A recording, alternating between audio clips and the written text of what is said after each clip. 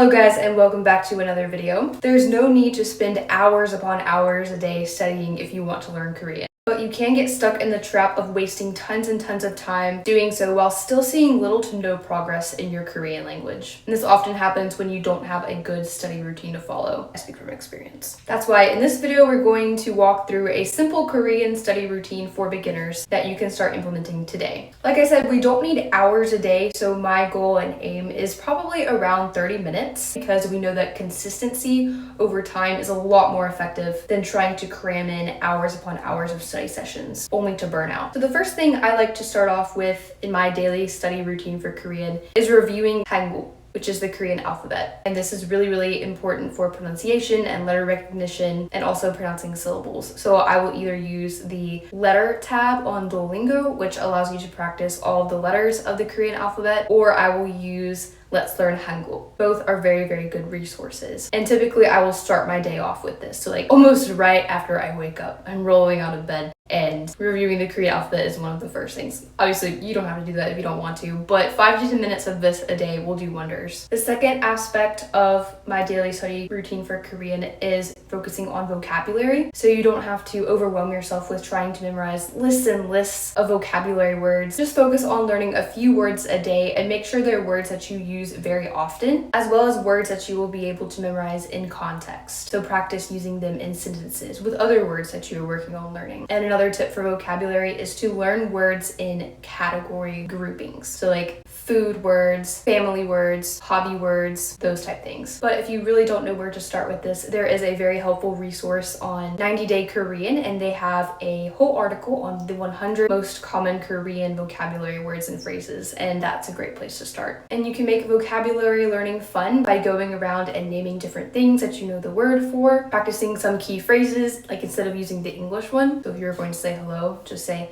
안녕하세요 instead of hello. Or if you want to say please, say 주세요 instead of please, or thank you, 감사합니다. So instead of saying the English phrase, just say the Korean phrase and practice. And then another thing is to make games or draw pictures with the vocabulary words. The third component is grammar. And Korean grammar is a lot different than English, so it will be helpful to probably only focus on one grammar point at a time rather than trying to bombard yourself with learning all of the Korean grammar all at once. So focus on one grammar rule, maybe a day or a week, and don't get frustrated with slow progress because progress is progress. And this can work doubly for your advantage if you combine the grammar points that you are learning with the vocabulary that you're learning too. So both can be reinforced with each other. The fourth component of a good daily study routine for Korean is listening practice. And there is a podcast that I recently found that I love so much and find so helpful. It is the Talk to Me in Korean podcast, and you can find it on Spotify. The lessons are very engaging, not too long. They're probably around 10 minutes on average, and you do learn a lot. And another resource could be watching vlogs in Korean. So that way you are getting pronunciation and context,